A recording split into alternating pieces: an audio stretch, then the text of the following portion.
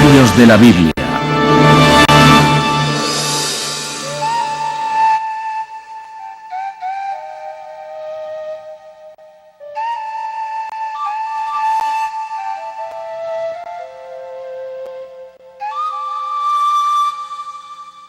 Los años perdidos de Jesús. La búsqueda de Jesús.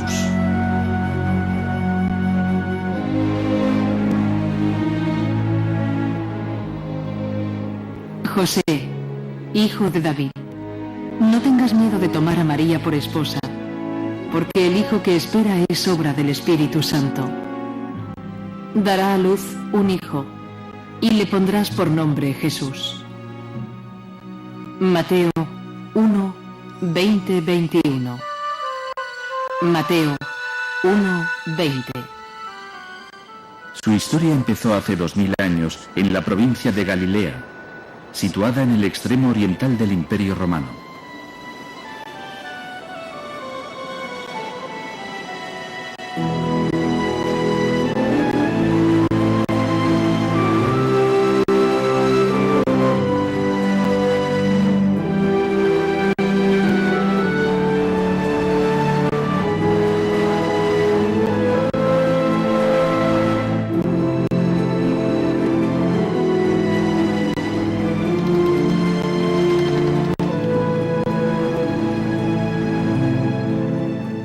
Desde entonces, en todos los continentes y a lo largo de los siglos, en multitud de comunidades cristianas, la historia de Jesús se ha contado una y otra vez en cientos de lenguas. El relato de su nacimiento, sus enseñanzas, los milagros que practicó y su resurrección. Se ha escrito más sobre Jesús que sobre cualquier otra persona en toda la historia. Y aún así, la Biblia no cuenta prácticamente nada del periodo más largo de su vida. El tiempo transcurrido entre el nacimiento de Jesús y el comienzo de su predicación, unos 30 años, se conoce como los años perdidos. De todo este periodo solo hay un relato en los Evangelios.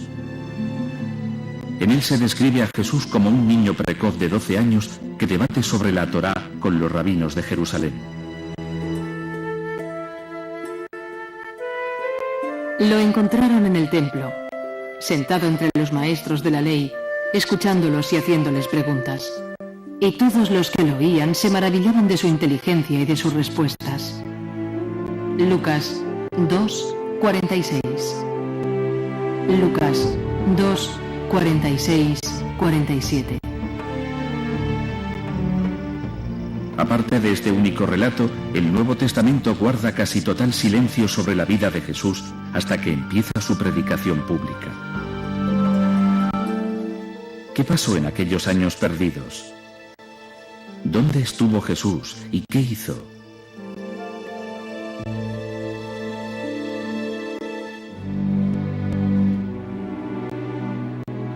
Jesús volvió con ellos a Nazaret, donde siguió creciendo en cuerpo y mente y gozaba del favor de Dios y de los hombres. Lucas 2, 51. Lucas 2, 51, 52. Lo más que podemos decir sobre su juventud es que caminaba solidaria y silenciosamente junto a su pueblo, que seguramente era carpintero y que trabajaba con las manos. Alguien que vivía una vida sencilla en un pueblo de campesinos. Pero incluso esto es una especulación, ya que no se dice nada de ello en el Nuevo Testamento. ¿Por qué nos da la Biblia tan poca información? Casi todo lo que sabemos de Jesús tiene su origen en los 4 evangelios del Nuevo Testamento, los de Mateo, Marcos, Lucas y Juan.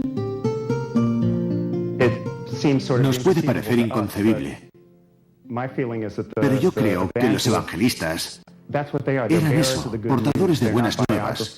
No eran biógrafos ni historiadores. Lo importante de Jesús era su mensaje espiritual, su sacrificio redentor, no los detalles de su vida personal. Eso es algo que nos interesa a nosotros en la actualidad. Según la mayoría de estudiosos, los evangelios del Nuevo Testamento no son relatos de primera mano, presenciados directamente. Los expertos en la Biblia creen que son la primera recopilación de las diferentes tradiciones orales y de fuentes anteriores, y que fueron escritos entre 40 y 100 años después de la crucifixión de Jesús.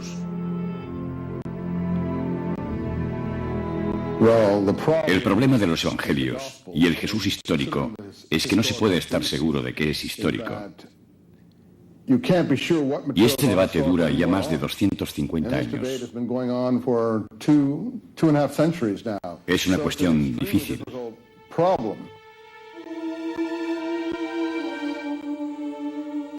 Además del misterio que gira en torno a la vida de Jesús, se añade el hecho de que, durante varios siglos después de su muerte, se escribieron docenas de evangelios. Seguramente habría cerca de 50 evangelios escritos sobre Jesús en los primeros 100 años después de su muerte, y solo 4 de ellos llegaron a la Biblia. Muchos de los evangelios que no se incluyeron en el Nuevo Testamento, los llamados evangelios apócrifos, han llegado hasta nuestros días. Había mucho más escrito, aunque nunca llegara a trascender a este tipo de escrituras. Pero, ¿nos desvelan alguna cosa sobre los años perdidos de Jesús? En verdad no, solo nos cuentan historietas, como que Jesús mató a unos pájaros y los resucitó, pero son totalmente irrelevantes. Hay otro relato que cuenta que un niño le dio un puñetazo en la calle y que Jesús se lo devolvió y lo mató. Si yo estuviera recopilando los evangelios, también dejaría fuera ese material.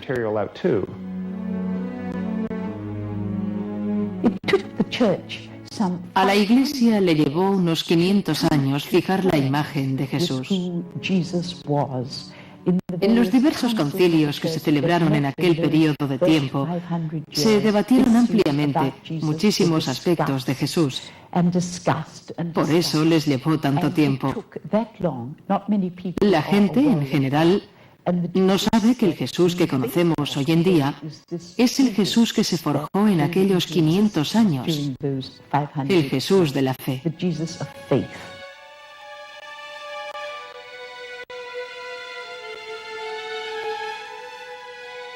Las fuentes históricas contemporáneas a los evangelios han sobrevivido, pero sorprendentemente también guardan un misterioso silencio sobre la vida y la muerte de aquel hombre que cambió el mundo. Uno de los grandes misterios sobre Jesús es por qué ninguno de sus contemporáneos escribió sobre él. Había muchos historiadores y escritores que vivieron en tiempos de Jesús y que recogieron sucesos de Palestina en aquella época. Aún así, ninguno escribió sobre él. Hay pocos puntos de referencia. Hasta cierto punto se puede reconstruir su vida pública, pero incluso en eso difieren ampliamente los expertos. Por eso es tan difícil recrear la persona de Jesús. Cada experto parece tener sus propias ideas. Así que cuando se intenta proyectar su vida más allá de los evangelios y se intenta recrear su vida oculta, te encuentras con que no hay manera si no es a través del contexto histórico y de hipótesis de lo que pudo haber hecho.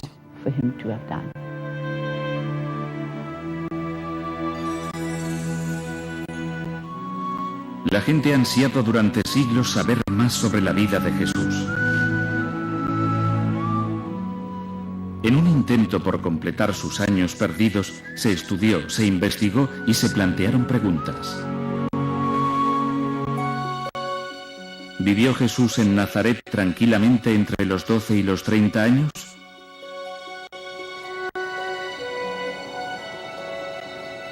¿O puede que en todo ese tiempo Jesús viajara, estudiara y predicara fuera de Palestina?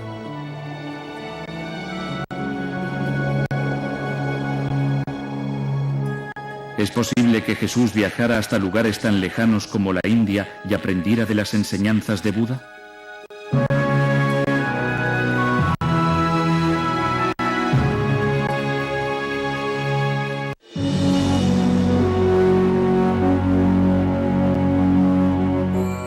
hacia la India.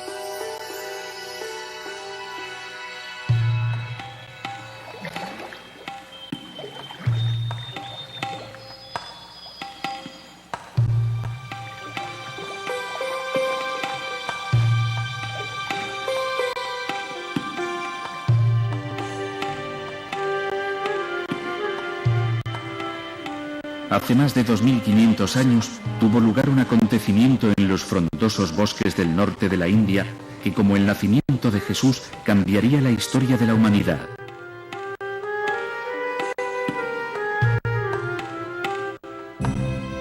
Sentado a la sombra de una higuera, el joven príncipe Siddhartha Gautama prometió no levantarse hasta que hubiera encontrado y resuelto los misterios de la existencia humana.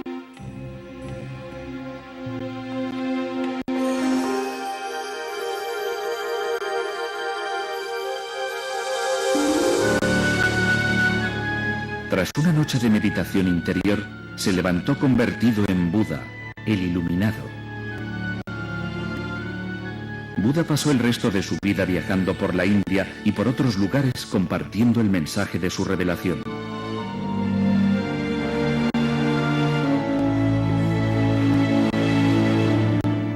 ¿Pudo Jesús haber estado en contacto con las enseñanzas de Buda? ¿Es posible, como piensan algunos, que viajara a la India en sus años perdidos?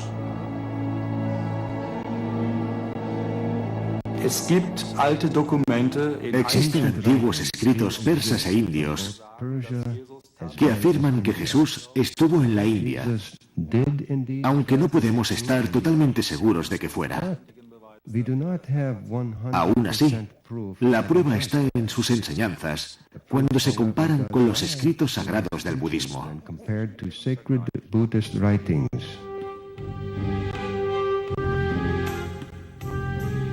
Algunos estudiosos han encontrado considerables similitudes entre Jesús y Buda. Se dice que, como Jesús, Buda curaba milagrosamente a los enfermos, que andaba sobre el agua o que alimentaba a multitudes con solo unos panes.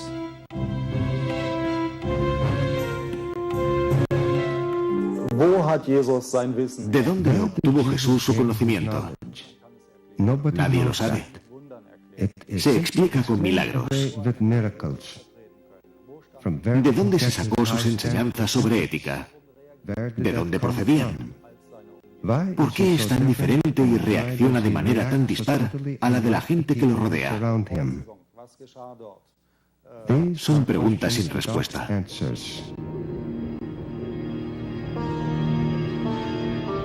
¿Influyeron las enseñanzas de Buda en Jesús?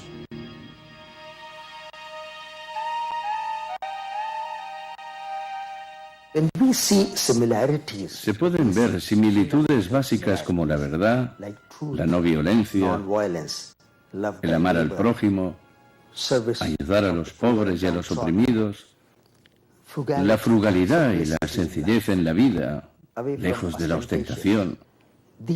Todo esto es igual en el cristianismo enseñado por Jesús y en el budismo enseñado por Buda.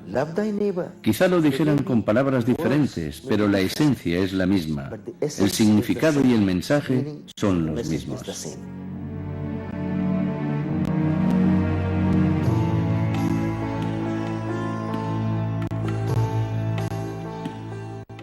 La India está a unos 5.000 kilómetros de Palestina.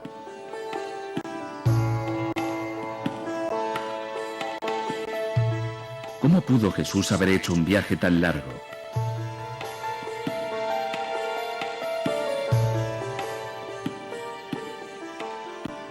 En realidad habría sido muy fácil para Jesús ir a la India.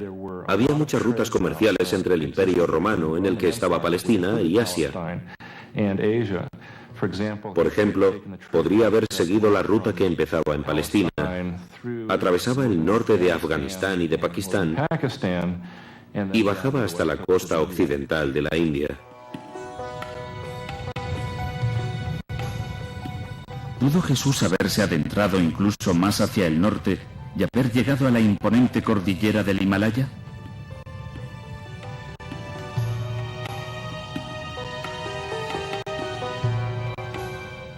La controvertida historia que narra Nikolai Notovich sugiere que así fue.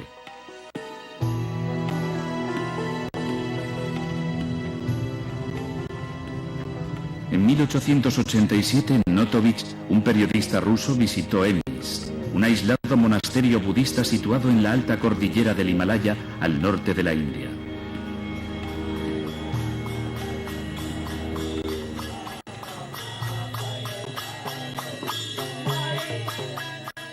En su libro La vida desconocida de Jesucristo, Notovich afirma que le fueron mostrados unos manuscritos en los que se relataba la vida de un profeta errante llamado Isa.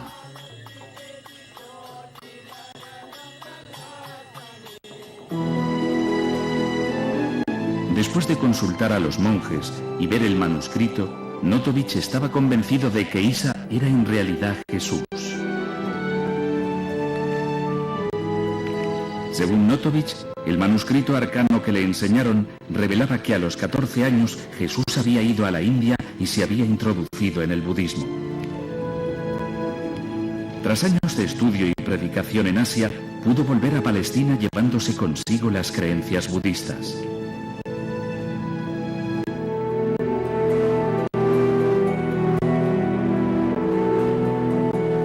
Muchos estudiosos cuestionan la veracidad del relato de Notovich, pero él no ha sido la única persona que afirma haber visto esos misteriosos manuscritos.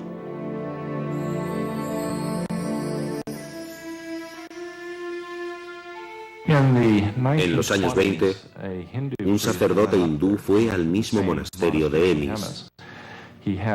Tradujo algunos pasajes, aunque no todos, y los publicó en un libro. Las traducciones eran casi paralelas a las primeras traducciones que había hecho Notovich. Parece ser que hubo otra referencia sobre los manuscritos de Isa en Emis hasta 1939.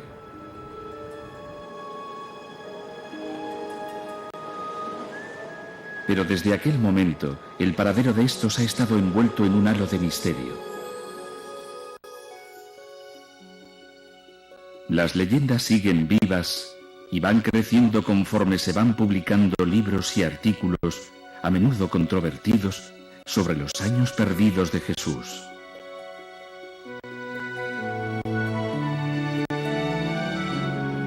¿Viajó Jesús a Inglaterra?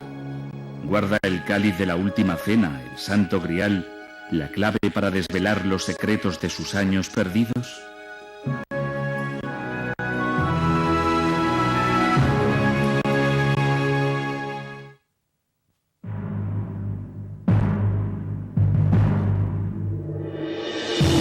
Inglaterra y el Santo Grial.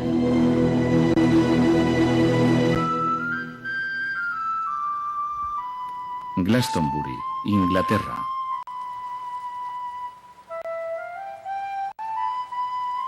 En un emplazamiento cargado de misticismo, entre prehistóricas fuentes sagradas,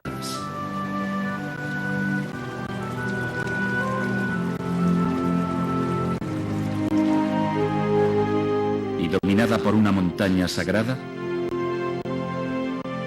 Glastonbury parece ser un lugar adecuado para buscar leyendas sobre los años perdidos de Jesús. El poeta inglés William Blake nos dejó una excelente descripción. Caminaron aquellos pies por la Inglaterra de las verdes colinas. ¿Fue el Cordero de Dios visto en aquellas dehesas divinas? William Blake Milton, un poema en 2 libros, 1804.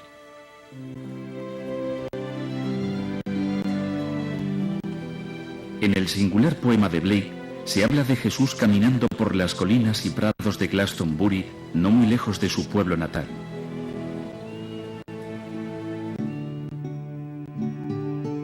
La leyenda de Glastonbury culmina en el año 63 con José de Arimatea, un discípulo de Jesús que fundó la primera iglesia cristiana de Gran Bretaña.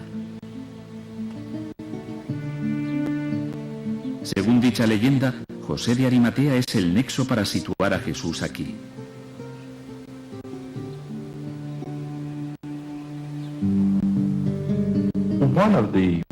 Una de las tradiciones populares de la Iglesia Ortodoxa Oriental, también viva en Inglaterra, es que el personaje de José de Arimatea era en realidad el tío abuelo de Jesús.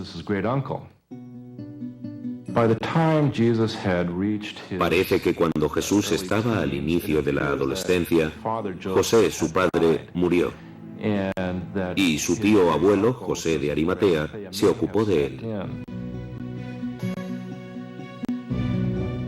Los evangelios describen a José de Arimatea como un hombre rico y pío. Las leyendas de Glastonbury añaden además que hacía negocios comerciales entre Palestina y la antigua Inglaterra. Inglaterra estaba en la red comercial de aquel momento.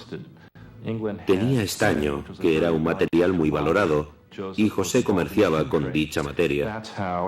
Por eso era tan rico y tenía tantas influencias. En algunas de las primeras versiones de los evangelios en latín se describía a José de Arimatea como un decurión, un título que otorgaba Roma a los oficiales de minería. Si Jesús era sobrino de José de Arimatea, ¿pudo haber ido con su tío a Inglaterra?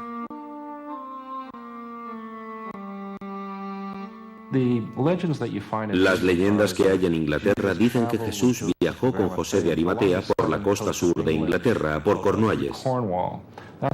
Allí estaban todas las minas de estaño, y lo que observamos en las ciudades mineras cercanas son historias que cuentan que Jesús se paró allí con su tío.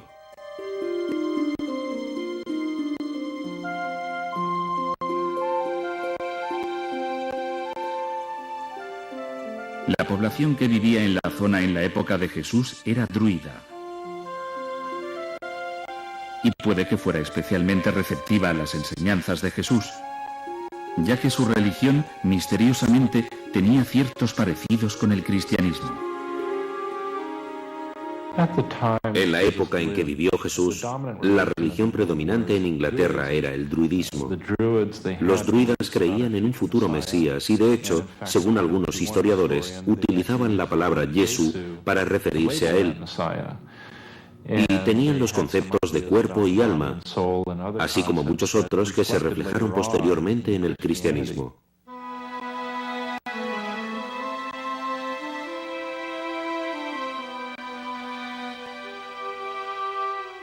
Al extenderse el cristianismo por Inglaterra, los druidas dejaron de lado sus creencias paganas y se convirtieron. ¿Vieron los druidas cumplida en la vida de Jesús su profecía sobre el Mesías?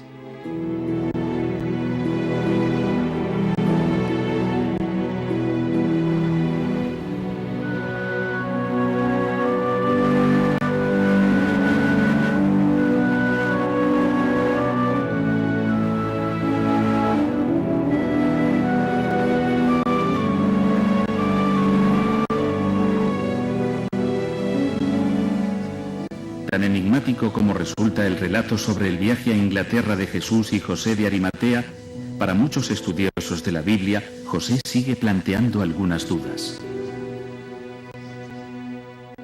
De José de Arimatea, que aparece en los 4 evangelios, ¿qué podemos decir?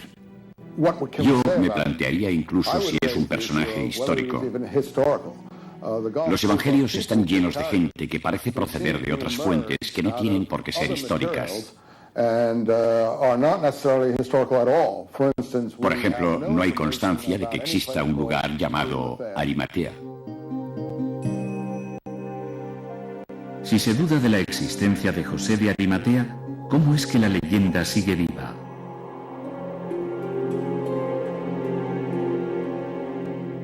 El problema de la gente es que confunde la literatura con la historia. Los evangelios son literatura, las tradiciones son literatura, pero la historia se forja con materiales mucho más firmes que esos.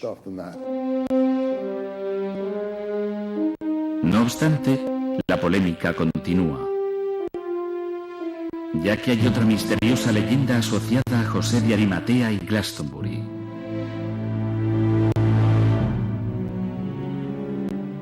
Se trata de la historia del Santo Grial, el cáliz sagrado del que Jesús bebió en la última cena.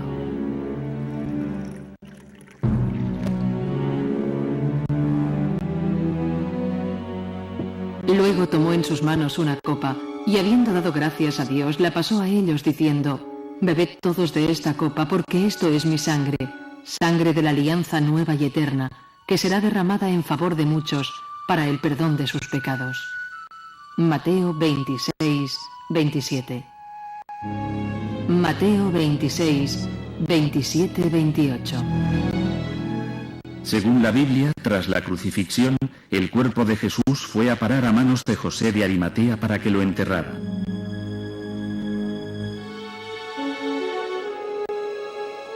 La leyenda de Glastonbury cuenta que José hizo un último viaje a Inglaterra para predicar el Evangelio, y que con él se llevó el cáliz de la última cena.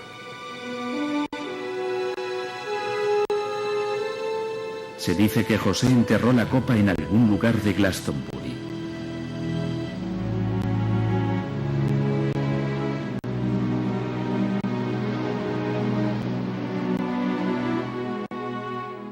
Hay otro elemento en la historia de José de Arimatea y es el cáliz.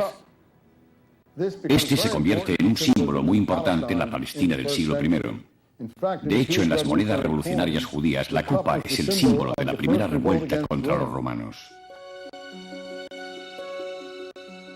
¿Podría ser la imagen revolucionaria judía de la copa una pista sobre el intrigante período de los años perdidos de Jesús?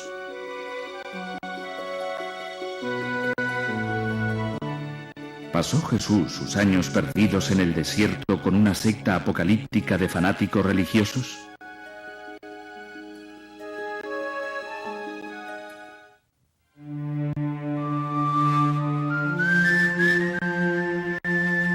Revelación en el desierto.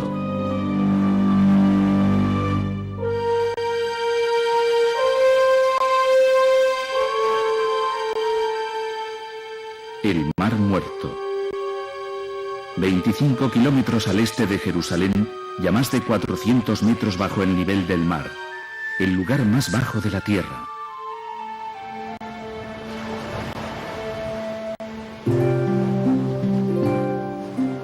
Aquí, hace 2000 años, en el adusto emplazamiento del páramo de Judea, Juan Bautista, un profeta celote, empezó a predicar un nuevo mensaje de salvación para los judíos de Palestina.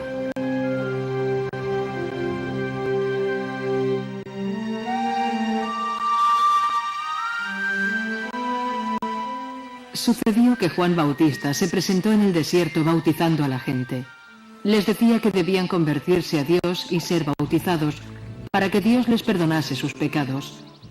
De toda la región de Judea y de la ciudad de Jerusalén salían a oírlo. Confesaban sus pecados y Juan los bautizaba en el río Jordán. Marcos 1, 4. Marcos 1, 4, 5. El mensaje de redención de Juan se extendió por todo Israel como la pólvora. Grandes cantidades de gente iban a oírle predicar y a bautizarse. Uno de ellos fue Jesús.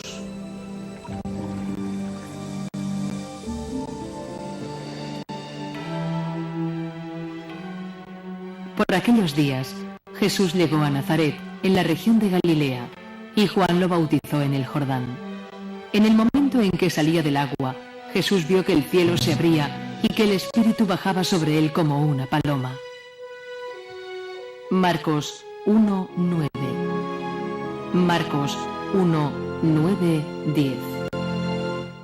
Todas las fuentes se unen en el punto en que Jesús aparece entre los seguidores de Juan Bautista.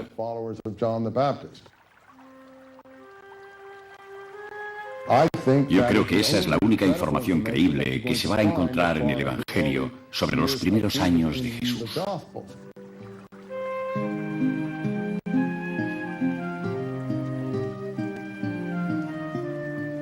¿Cuál fue el origen del excepcional concepto del bautismo?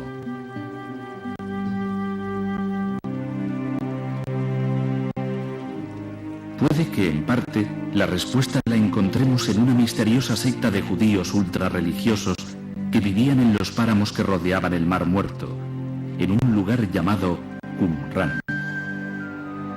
Eran los esenios. Muchos estudiosos han sugerido que Juan Bautista y Jesús pudieron haber pertenecido en algún momento a aquella comunidad. Él no formaba parte del poder establecido, no formaba parte de la aristocracia del templo, y es probable que tuviera algún tipo de contacto con el movimiento esenio de Qumran, quizá a través de Juan Bautista.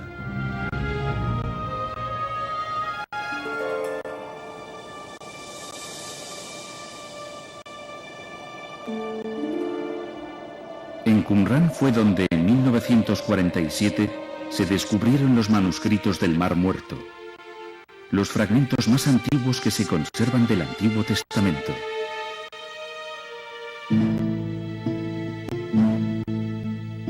Entre aquellas escrituras sagradas se encontraron documentos que describían la comunidad esenia que vivía en Qumran. Los expertos piensan que allí se practicaba una especie de bautismo.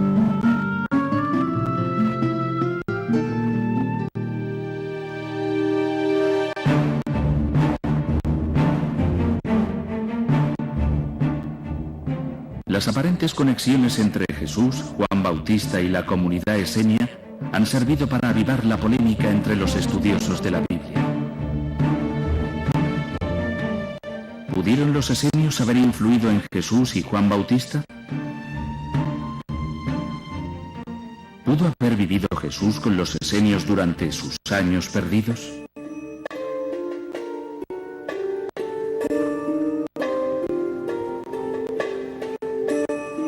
Los expertos han descubierto otros paralelismos sorprendentes entre Jesús y los esenios.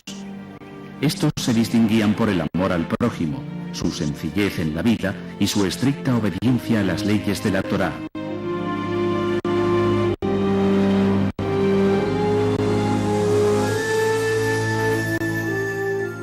Ellos mismos se llamaban hijos de la luz. Había muchas similitudes entre Jesús y su estilo de vida y el de los esenios. Estos vestían de manera muy sencilla, los bienes que tenían eran comunes y se los repartían según sus necesidades. Apenas tenían bienes materiales. Y estas son las características que conocemos de la doctrina de Jesús hoy en día.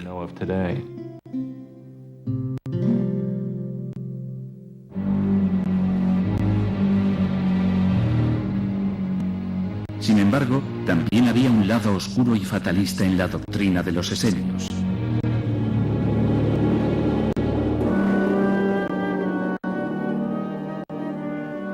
Uno de los documentos encontrados, conocido como los manuscritos de la guerra, ha inducido a los expertos a pensar que los esenios eran fanáticos religiosos.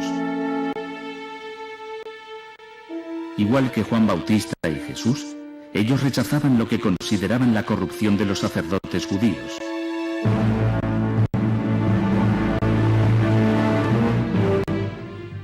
Además, estaban preparados para luchar hasta la muerte contra la ocupación de Tierra Santa por parte de los idólatras romanos.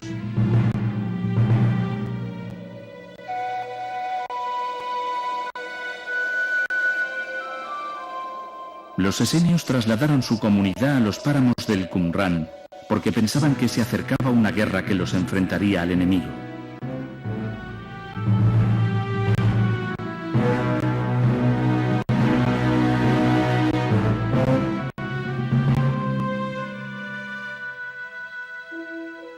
El líder esenio de aquel conflicto sería el Mesías descrito en los manuscritos de la guerra como el maestro de la justicia.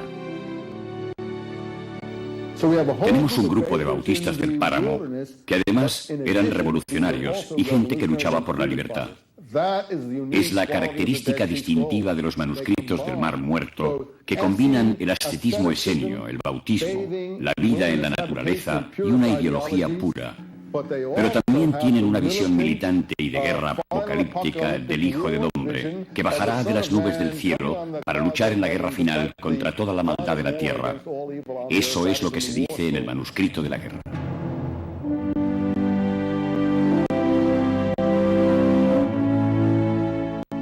Según algunas traducciones de los manuscritos, el maestro de la justicia podría ser el Mesías. De hecho, algunos expertos han sugerido que Jesús podría serlo.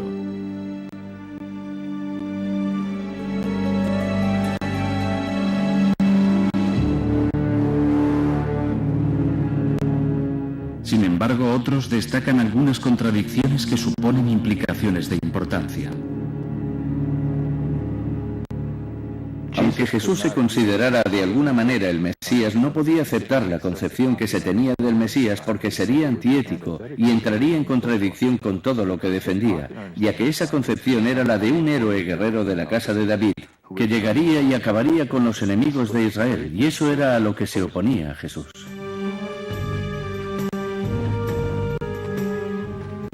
Aparte de ser conocido como el príncipe de la paz y de la salvación, ¿hubo otros aspectos de Jesús no recogidos en el Nuevo Testamento? Durante sus años perdidos, la gente que escuchaba sus predicaciones luchaba contra los romanos. Pero probablemente su lucha se basara en algo más importante, en la concepción religiosa de un solo Dios.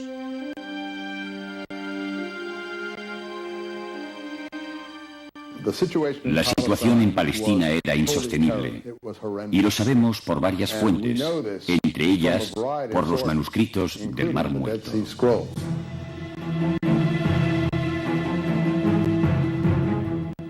Contra aquella escalada de opresión violenta predicaba Jesús.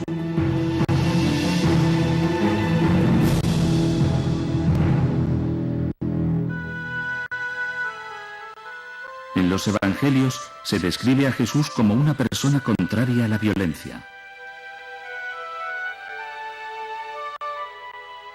Habéis oído que antes se dijo, ojo por ojo y diente por diente. Pero yo os digo, amad a vuestros enemigos y orad por los que os persiguen. Mateo 5:38.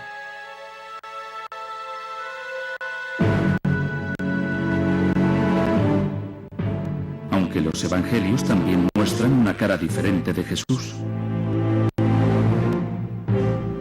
No creáis que he venido a la tierra a traer paz. No he venido a traer paz, sino espada. Mateo 10:34.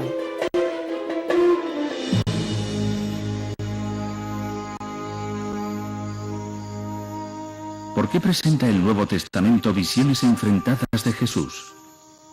Algunos expertos hacen hincapié en determinados pasajes de los evangelios que, según su opinión, contienen pistas ocultas sobre la verdadera naturaleza de la misión de Jesús entre los judíos.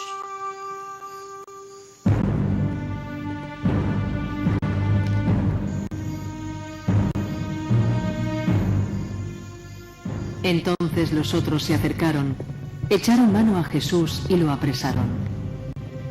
En esto, uno de los que estaba con Jesús sacó una espada y cortó una oreja al criado del sumo sacerdote. Mateo 26:50. Si nos fijamos en los evangelios, algunos de los seguidores de Jesús llevan espadas, y cuando le preguntan ¿cogemos una espada?, él le responde «coged dos». Así que está claro que algunos de los seguidores de Jesús eran gente de puñal y espada, y a uno de los suyos lo llaman celote. En aquella época había un grupo de gente a los que se llamaba celotes, y de hecho Jesús tenía uno de ellos entre sus apóstoles. Era un grupo que se había formado algunos años antes de nuestra era y cuyo objetivo era expulsar de allí a los romanos.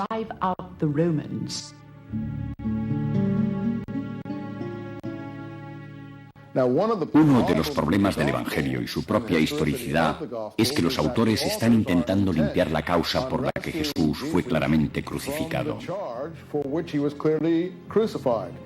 Los romanos no crucificaban a blasfemos. La crucifixión era el castigo de los romanos para la insumisión política.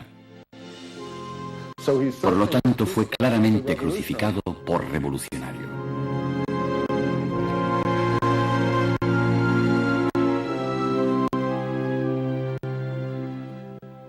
Aún así, no todo el mundo tiene el mismo punto de vista. Hay muchos expertos que no consideran que Jesús fuese un nacionalista. Jesús llamaba a la transformación de la vida del hombre hacia una nueva manera de ver, de escuchar, de relacionarse entre la gente y hacia una inclusión social de los pobres, las mujeres, los marginados, los oprimidos.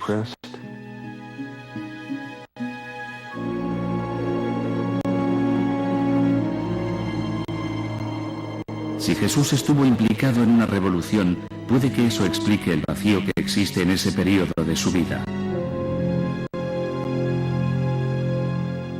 Si Jesús era uno de aquellos revolucionarios casi ascetas, vegetarianos que vivían en aquellos páramos, es obvio que su carácter revolucionario no podía trascender a los evangelios tal y como los tenemos, ya que habría sido imposible difundirlos en un mundo de orientación romana.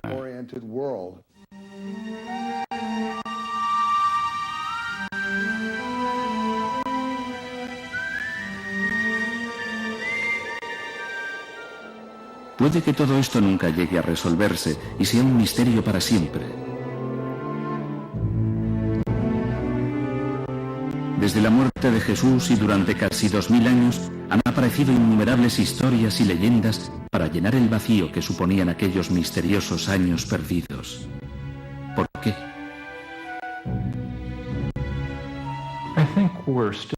Yo creo que aún nos fascinan aquellos años perdidos porque a todos nos gustan los buenos misterios. Ahí tenemos al hombre más famoso de la historia que de repente desaparece durante un largo periodo de tiempo y luego reaparece con un mensaje que cambia el mundo entero. Por eso es natural que sintamos curiosidad por lo que hizo durante todo aquel tiempo, por a quién pudo conocer, con quién pudo hablar y quién pudo inducirlo a embarcarse en su misión.